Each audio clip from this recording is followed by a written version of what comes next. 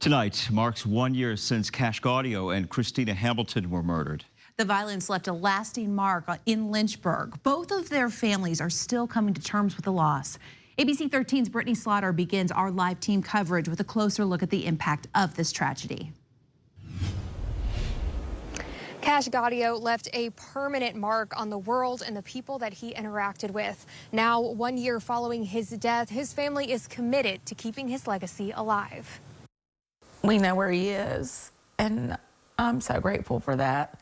But it doesn't take away the sting of what happened to him. 365 days after Cash Gaudio was murdered in his driveway, his family is still picking up the pieces. Does it feel like it's been a year already?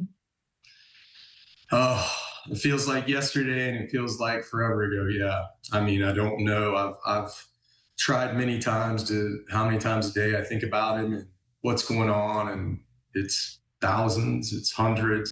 Cash's parents tell me they've been blown away with the impact Cash had on so many people, often going out of his way to make people not feel alone. It really appears that Cash, in just such a short amount of time, has made more of a difference on this world than most people do their entire lives.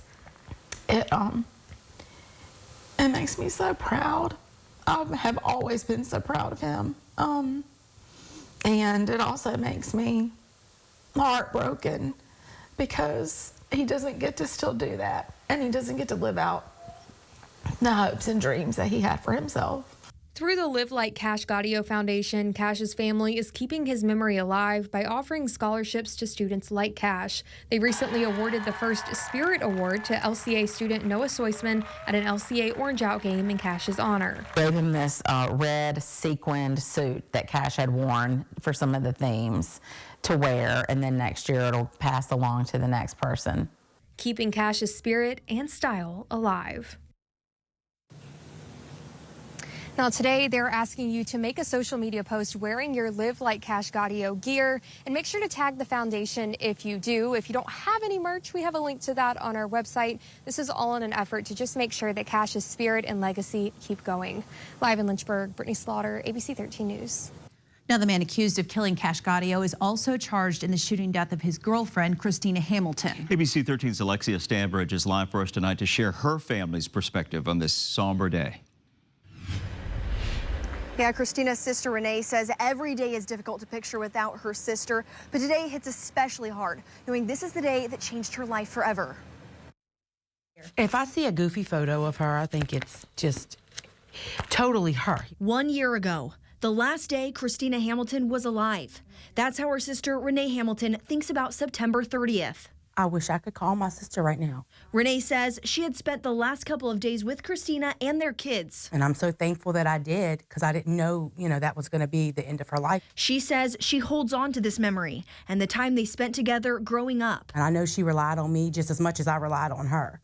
Lynchburg Police Department charged Nathaniel Pridemore, the father of Christina's child, with her death. They say he shot her inside her apartment. Knowing him, would you ever think that something like this would happen? No. I didn't think. Renee says through it all, she has stayed positive through her faith in God and remembering who Christina was. But this was one of their proms. If she could help you, she would help you. It didn't matter. If she could do it, she would do it. Christina's daughter is now living with her grandparents. What do you miss the most? Just her being here. I wish she was here to see how well her daughter's doing and how she's thriving and how she's talking more.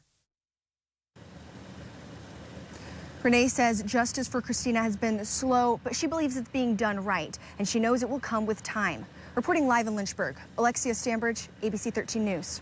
The suspect in both murders, Nathaniel Pridemore, is scheduled to be back in court next week for a term hearing.